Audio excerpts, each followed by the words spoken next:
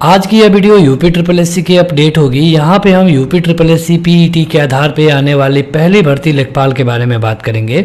यहाँ पे हम आपको बताएंगे कि विज्ञापन में क्या बदलाव आपको देखने को मिलेगा और अगर ऐसा हुआ तो कई सारे लोगों को काफ़ी बड़ा नुकसान उठाना पड़ेगा।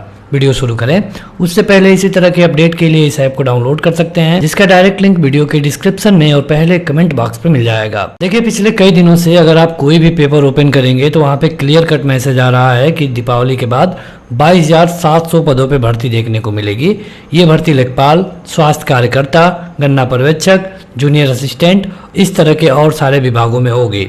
आयोग का ये मानना है कि चुनाव आयोग की अपनी घोषणा करने से पहले हम इन सारी भर्तियों का विज्ञापन निकाल दें, ताकि अगर बाद में विपक्ष इसमें कोई अड़ंगा लगाता है तो ये भर्ती रुके नहीं। इसके लिए आप ये पेपर कटिंग भी देख सकते हैं। यहाँ पर आप देख सकते हैं ये दैनिक जागरण का पेपर कटिंग है। यहाँ पे ये अपडेट है आज यानी कि 4 नवंबर सुबह 7 बजे की। यहाँ पे आप देखेंगे तो कहा गया है कि यूपी में सरकारी नौकरी की इच्छा रखने वाले युवाओं को दीपावली के बाद एक खुशखबरी मिल सकती है। मुख्यमंत्री कार्यालय से प्राप्त जानकारी के मुताबिक 22,000 से अधिक पदों की अधिसूचना दीपावली के बाद जारी कर दी जाएगी। देखिए, अगर इसमें मुख्यमंत्री कार्यालय इन्वॉल्व होता है तो जाहिर सी बात है कि आपको इसका नोटिफिकेशन दीपावली के बाद देखने को ही मिलेगा।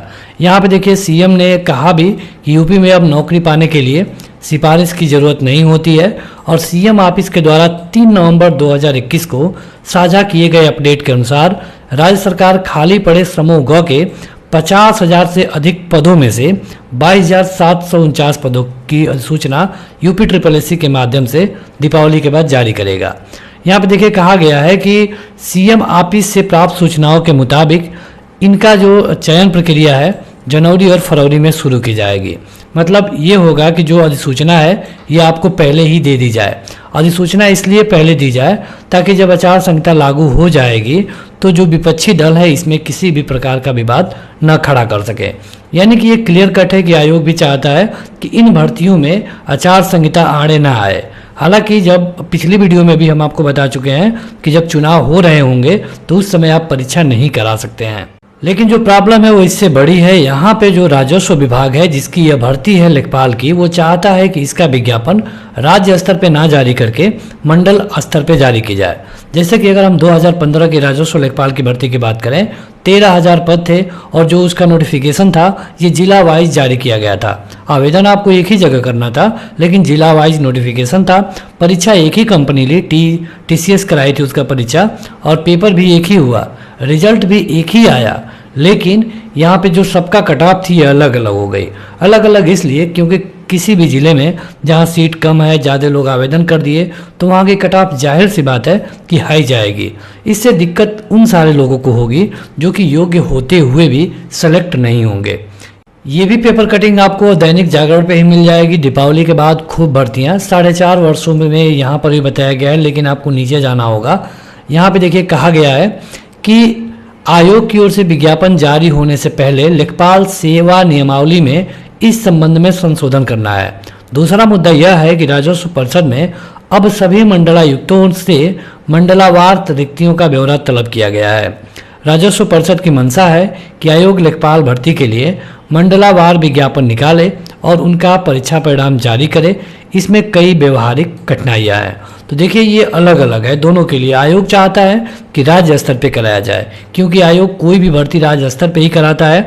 लेकिन यहाँ पे जो ये राजस्व विभाग की भर्ती है तो राजस्व विभाग चाहता है कि इसे मंडलों के आधार पे जारी किया जाए। अगर ये मंडलों के आधार पे जारी हुई तो इसमें आपको 2 दिक्कतें देखने को मिलेगी।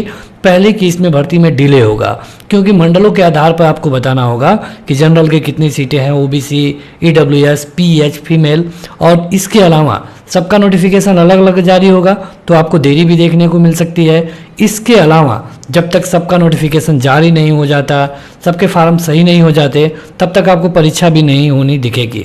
जब भी परीक्षा का रिजल्ट आएगा तो सबका कट ऑफ अलग अलग जाएगा।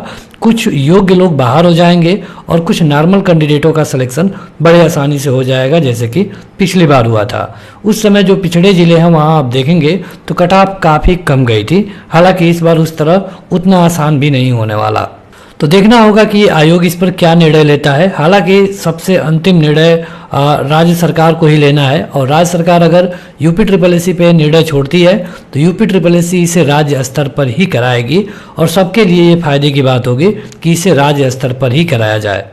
कई सारे लोग ट्रिपल सी के बारे में बात कर रहे थे, तो यहाँ पे जो ट्रिपल सी है वो लगभग पूरे चांसेस हैं कि आपको ट्रिपल सी अनिवार्य देखने को मिलेगा, क्योंकि ये यूपी ट्रिपल एस सी की भर्ती है। और यहाँ पे जो संशोधन करना है वो संशोधन विज्ञापन से पहले करा लिया जाएगा, क्योंकि यहाँ पे चुनावी साल है और कुछ भी संभव है। इसके लिए जो भी अपडेट आएगी हम सबसे पहले आपको बताने की पूरी कोशिश करेंगे। इसी तरह के वीडियोज़ के लिए इस वीडियो को लाइक और चैनल को सब्सक्राइब करें। Thank you.